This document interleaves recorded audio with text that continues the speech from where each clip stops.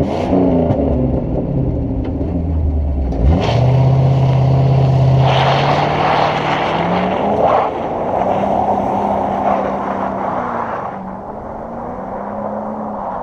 everybody, welcome back to Redneck Enterprise. Now before we get into today's episode, I just want to say I hope you guys all had some excellent holidays. Mine weren't bad. I got to be lazy, I got to eat some good food, so that's all great. But over the holidays, some other things happened. Remember in the last episode, or actually no, in the episode that I revealed that this truck's mine? Yeah, Ellie? I also said that we had to do some work. We got that work done. I didn't get to film it because the garage we were in, the owner didn't want us to film, so, you know, you gotta make compromises like that in order to get the work done. But we got all the work done, and I parked the truck while I was getting the insurance swapped from Cooper to Ellie, so I could drive Ellie, and the starter went. Now I'm gonna show you guys. And I do want to clarify, battery is fully charged, and this is a good battery, you know. So we're gonna pop open, and oh my god, it's colder than a motherfucker right now. So I'm gonna jump in here, pull out the key. All right, now watch. Everything, like radio, everything, power. All you hear is clicking, and it's from the starter down there. So today's goal is we're pulling this starter off, gonna give it a try, see if it was just like bound up against the flywheel or something. Give it a try again, and if that doesn't work, we're just gonna go straight to pulling this starter off and replacing it. And I'm hoping, because I have a parts truck for Ellie actually. I have a parts truck over here.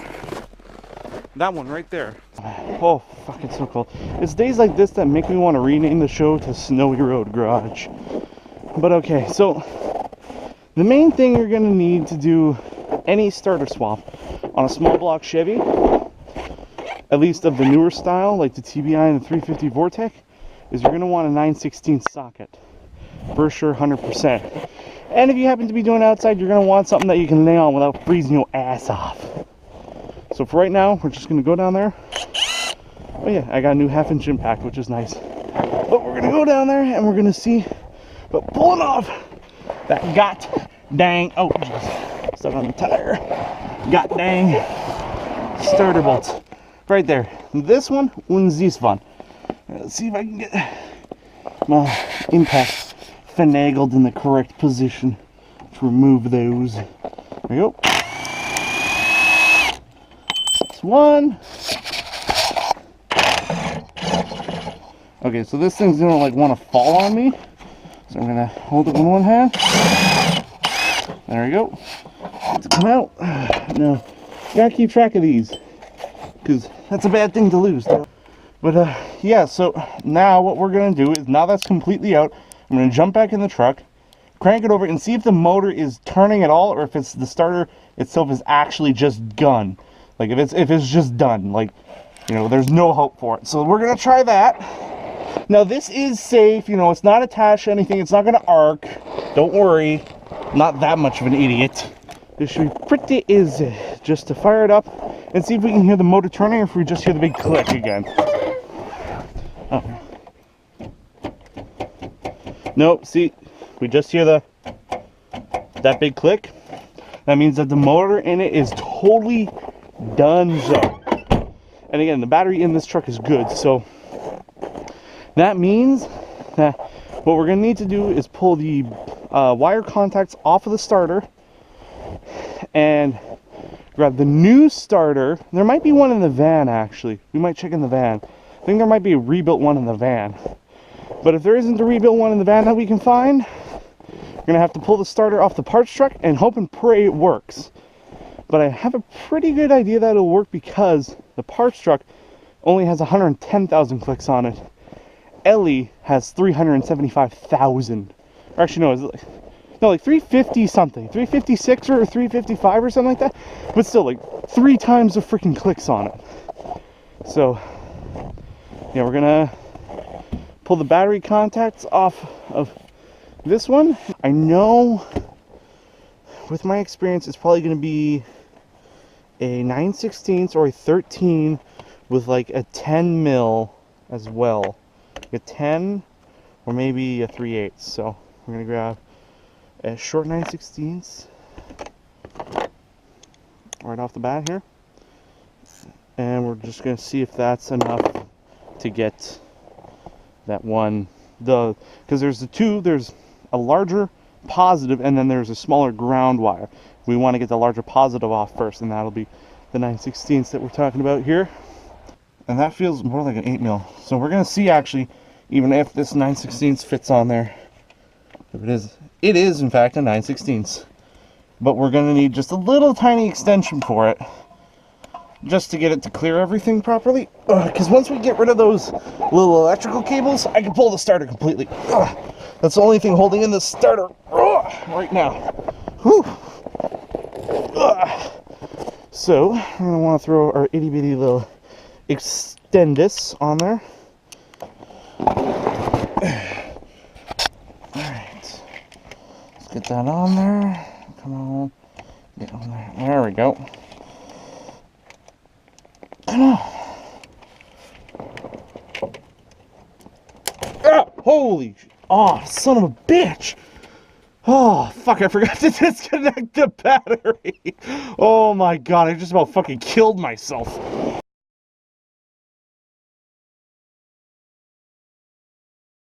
Oh, yeah. No, because that's a very, very high voltage line. Ugh.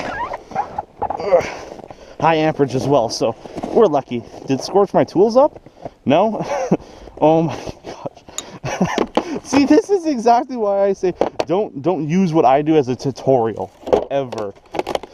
Or else you might fucking die like I just about did right there. Oh my gosh.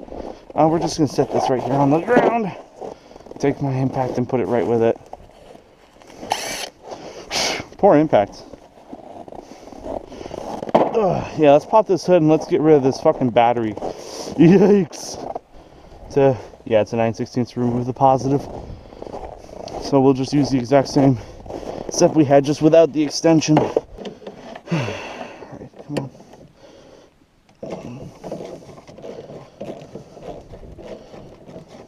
And to anybody who might be saying, oh, it's just your battery connection. I think me just arcing off the starter like that just sort of kind of proved my point, you know, that it's not the battery or the electrical system's fault. It's just the starter is bad. Now let's see if I can get on the right machine here. Now, come on, get off of there now. Positive electrode wire. There we go. Oh no, what did I lose? Oh, I just lost the washer. Washer's not as big of a deal as the nut. Oh, I didn't lose it. Oh no, I lost it. Oh no, there it is. There we go. Set you up on there. Alright, now what's left? Oh, that was right in the eye. I didn't have my glasses on at that point. Oh, because they're fogged up. Yeah, just this little guy now. I think he's just a little 8 mil. And then this little some bitch should drop right out. Bam, like just like that. Alright, that's such a tiny bolt. Or nut. I think it's an 8 or like a 7. We're going to try an 8. And we're not going to throw the socket back on it yet. I'm just going to stick it on there, see if this is in fact the correct size. It is in fact an 8 millimeter. Alright. And now don't strip the fucking, don't the whole stud come out now. No. Good. Oh, there we go. Well, that's one. That is one removed starter, my friends. There, yeah, that's the removed starter. And looking at it outwardly, I don't see any. Ow! I don't see any signs of damage. Not even any damage from when we just arced it. Interior wise, oh, it's full like muck and shit. It might just be. I think it might just be like totally just fucking jammed from all that muck. But yeah, we're gonna toss it inside. Just leave it out for the time being. It doesn't look bad. I think